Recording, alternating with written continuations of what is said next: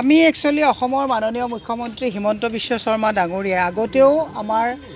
মানে UPAৰ এসময়ৰ অধ্যক্ষা আমাৰ নেত্ৰী সোনিয়া গান্ধী ডাঙৰীয়াৰ ওপৰত যথেষ্ট কটু মন্তব্য তেখেতে উত্তৰাখণ্ডতো আগতে কৰিছে আমি কেছ দিছোঁ আজি 18 তাৰিখে তেখেতে মধ্যপ্ৰদেশত এটা কথা কৈছে যে কমলনাথ ডাঙৰীয়াক কৈছে যে 10 জনপথটো জ্বলাই দিব লাগে 10 জনপথটোত কোন থাকে আমাৰ মাননীয় নেত্ৰী সোনিয়া গান্ধী ডাঙৰীয়ানী থাকে মাননীয় মুখ্যমন্ত্ৰীক এটা কথা কৈছোঁ সুপ্ৰিম কোৰ্টৰ এটা গাইডলাইন আছে সুপ্ৰিম কোৰ্টে কৈছে যে ঘৃণা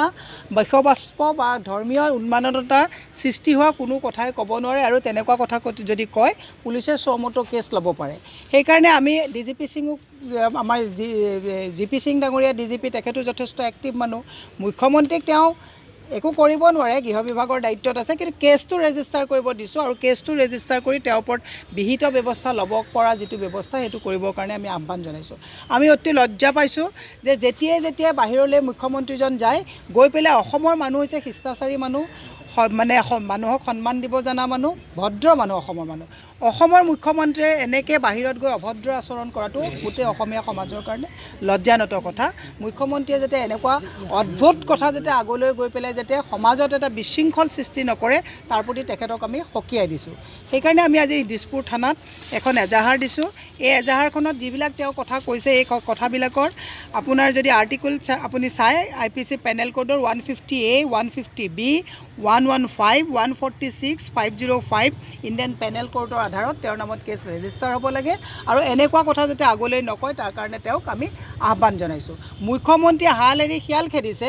অসমৰ পৰা গৈ তেওঁ বেলেগ মধ্যপ্ৰদেশ ৰাজস্থান ছত্তীশগড়ত গৈ পেলাই তেওঁ এই অভদ্ৰ আচৰণবিলাক কৰি পেলাই মানুহক নিৰ্বাচনী প্ৰচাৰ চলাইছে কিন্তু মেঘালয়ত অসমৰ মাটিয়ে যে পিলিংকাটা বৈশিষ্ট্যত অসমৰ মাটি মেঘালয় আগ্ৰাসন কৰি তাত মাটি দখল কৰিছে তাত কিন্তু তেওঁ নীৰৱ